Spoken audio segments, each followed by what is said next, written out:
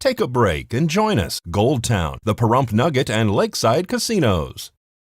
Correct. So this week we implemented Senate Bill 259, which was passed unanimously in both houses this last legislative session, and it extended our Ignition Interlock program. So Ignition Interlock is a device that's placed into a DUI offender's vehicle that prevents them from starting the vehicle unless they're sober. So every time they go to start the vehicle, they'll have to blow into the device. It'll read how much alcohol is in their system, and if it's above 0.02, it won't start the vehicle. And so it's not a new program, but there was a few key changes.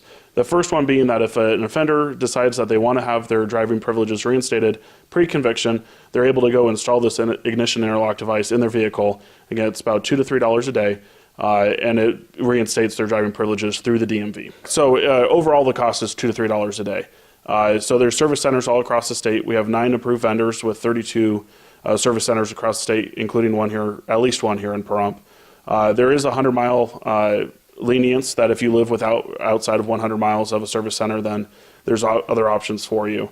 But it's $2 to $3 a day, or $60 to $80 a month, which isn't too much. At the end of the day, this DUI is probably going to cost over $15,000 to begin with. But this allows you to get back on the road safely and protects and increases public safety.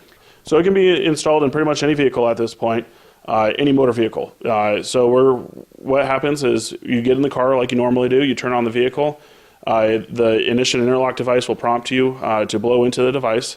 It'll give a hearty, deep breath blow into the device, and it'll read the amount of alcohol that's in your system. If you have too much alcohol, it's not going to start the car. You'll be prompted to do it again, in a few minutes, see if you can get below that certain level. And then if you're sober, starts the car like normal and you're able to drive. There is such a thing called a rolling retest, where it's going to prompt you to randomly blow into the device. We're going to ask folks to safely pull over on the side of the road. It gives you about 6 minutes warning to do this random test. And so they're going to pull over, give the device a test.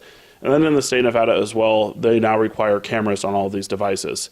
So that's how we get around folks having someone else blow into the camera, which is now a crime in the state of Nevada, that if you blow into someone else's interlock device with the intent that they're going to drive impaired, you can be prosecuted to the fullest extent of the law. Correct. So the camera is separate from the actual device itself, but the camera is almost like a reverse-facing dash camera.